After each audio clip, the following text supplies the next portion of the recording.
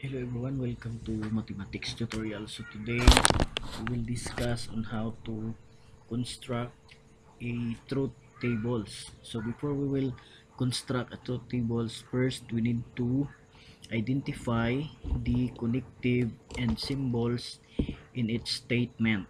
So we have here a type of statement. We have conjunction number 1, and the connective used in conjunction is and. Ito yung connective na ginagamit if the statement is conjunction, and symbol for conjunction is ito, symbol, tandaan, read as and number 2 we have disjunction, and the connective words that we use is or, and this is the symbol for disjunction or. Then we have negation, and the connected word is not. So ito yung symbol for negation. And for conditional, we have if then, ito yung symbol for conditional. And by conditional, if and only if, ito yung symbol ng by conditional. Tandaan yan, that is very important in constructing a truth tables. So we have number 1, we have a conjunction. So when we see conjunctions, the connectives and implies the idea of both. So for conjunctions, P, no, ito stands for and Q to be true if both P and Q must be true. So tandaan, maging true lang ang P and Q, ito, P and Q, if both statements are true. So paano natin nakuha yung rows dito? So in finding the rows, we have formula that is 2 raised to n. So ang 2 is constant. So 2, ang n is number of variables. So dito, there are two variables, that is P and Q. That is represents the statement P and Q. So there are two variables. So that is meaning that is 2 raised to 2, that is equivalent to 4 rows. So we have 1, 2, 3, 4. So there are 4 rows. Okay? Next, tandaan, ito na yung mga constant value ng P and Q. Constant na yan. Ang hanapin natin is P and Q. Ito, P and Q. So what is the value of P and Q with a given statement P and Q? So tandaan, maging true lang ang P and Q if both statements are true. So let's see, number 1. Itong yung scenario number 1.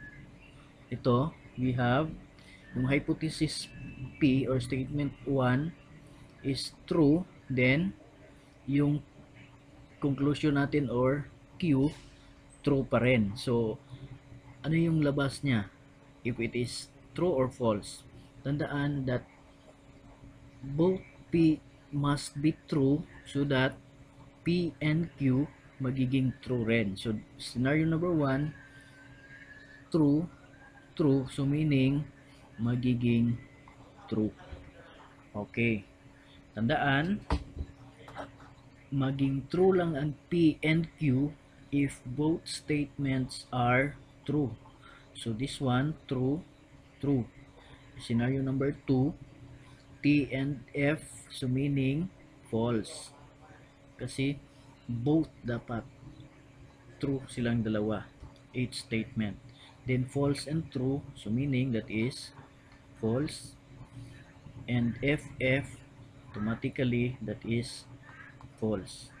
Tandaan, pag conjunction, ito yung and, meaning both are true.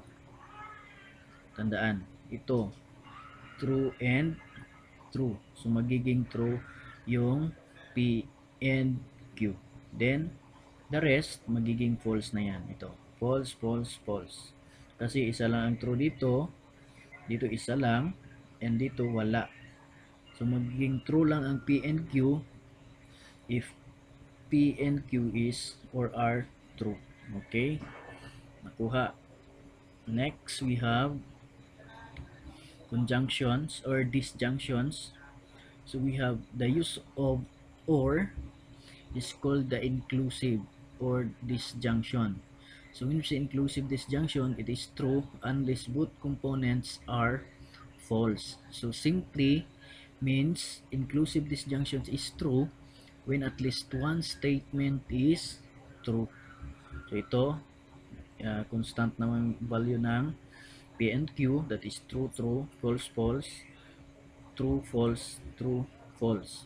So we will find the truth table of P or Q. Tandaan, maging true lang ang P or Q if at least may isa sa kanila na true. Tandaan, at least may isa sa kanila na true. So mag-base tayo dito. At least, tandaan, ito ang or, P or Q. So at least one true. Para maging true yung P or Q. So tingnan natin, scenario number 1, first statement is true and second statement is true. So magiging true. This one, scenario number 2, we have first statement is true and second statement is false. So ang labas nito is true kasi at least one true. Okay? Next, we have false, we have true. So magiging true. And this one, fourth, false, false. So walang true. So that meaning that is false. Tandaan, at least one true. Okay. Next, we have conditional. So conditional, tandaan, if P then Q is false only when P is true and Q is false. Otherwise, it is true. Tandaan, yung conditional naman, maging false lang ang P, maging false lang ito. Wait lang.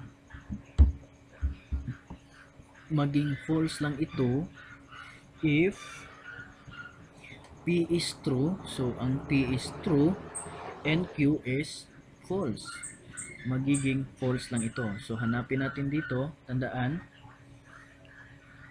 ang P is true and Q is false.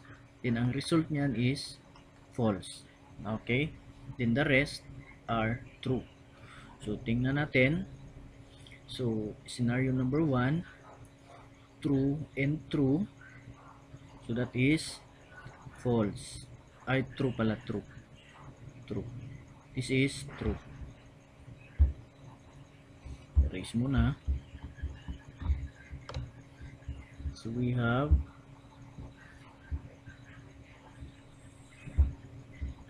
magiging true ito.